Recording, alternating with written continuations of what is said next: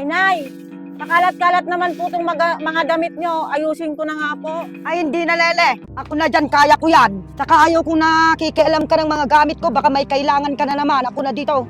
Buti pa sana kung ikaw si Simang. Bawat galaw ko may bayad. Bakit kasi ikaw pa yung napangasawa ng anak ko? Kaya wag mong pakialaman to. Kaya kong ayusin to. Shoo, malis ka dito.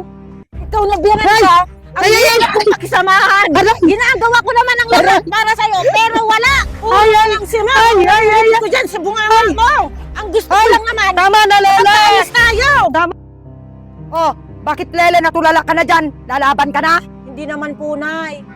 Kaya po nagpunta ako dito para makipag-ayos sa inyo. Pero lahat po kasi ng ginagawa ko, mali sa paningin nyo. Ay, hindi sana nangingialam ako. Pero ang gusto ko lang naman, yung best para sa anak ko. Pag minsan kasi, hindi mo pa napaparamdam sa anak ko. Ang tamla-tamlay mo pang magluto. Ay, Nay, hindi ako chef, hindi ako katulong, at lalong hindi ko kayo ma-please araw-araw. Mahal ko ang anak nyo. Yun lang ang sapat, di ba?